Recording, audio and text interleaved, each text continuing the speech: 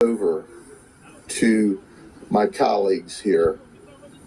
They worked with us to make this happen.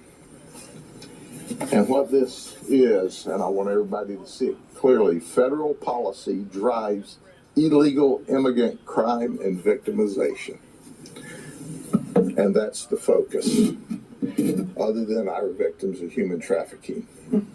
Listen, folks, I want to introduce you to Andres Gill, okay?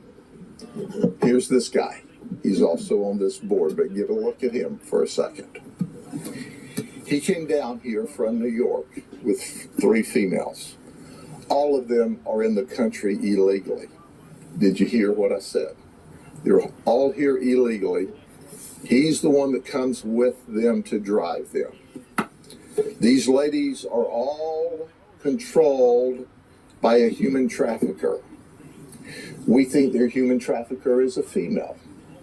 She sets up their appointments, she puts their ads online, she tells them where to go. And by the way, on Friday, the victims of human trafficking, and we've grayed them out, 3 of them that are here illegally from Venezuela, 3 of them have to pay her $3,000 a piece on Friday, or else they're threatened. So they're not free. They're really indentured, and they're quote unquote paying off their debt. Now here's what they told us, all right? I'm sure the federal government will verify that this is not true, but you decide who you want to believe, whether you want to believe these victims of human trafficking or the whitewash the federal authorities give you. They said that when they came into the country illegally, DHS gave them a form, an ID, paperwork that allows them to fly for free. You know, Southwest would let your bags fly free. Well, the federal government will let your illegal immigrants fly free. And they operate out of New York. And they were working up there, and the New York authorities said, hey, if you don't have identification, you can't work in our sex trade up here.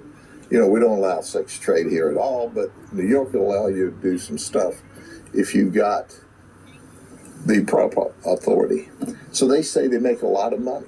They're addicted to it. These ladies are going to give you more details.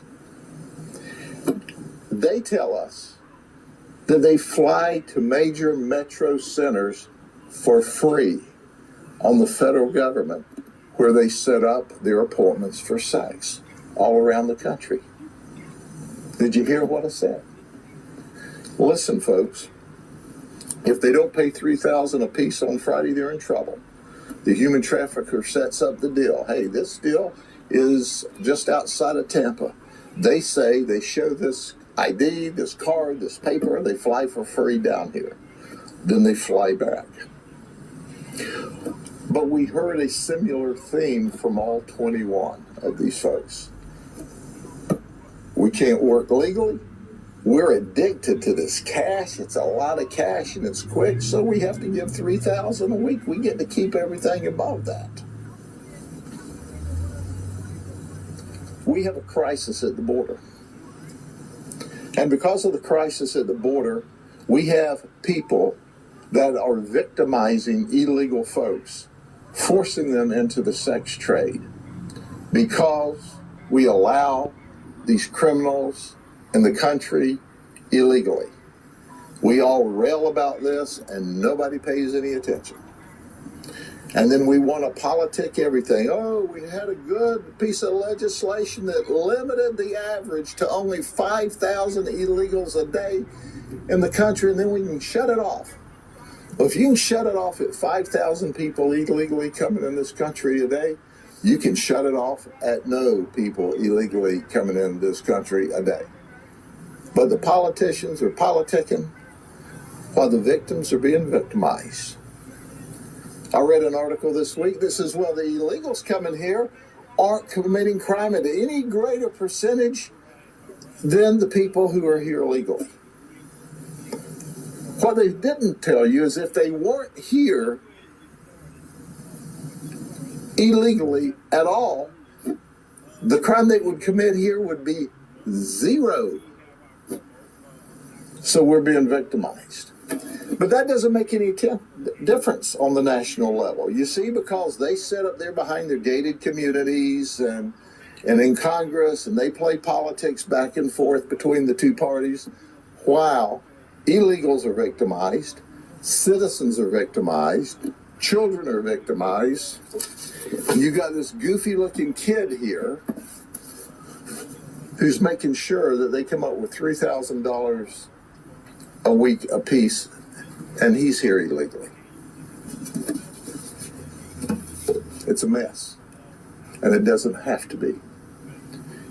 If we can deal with it and catch it on the local level, they can stop it on the federal level. Shame on all of them, every one of them, for not getting together and saying, you know, there are things bigger in this country than my individual politics. Ladies and gentlemen,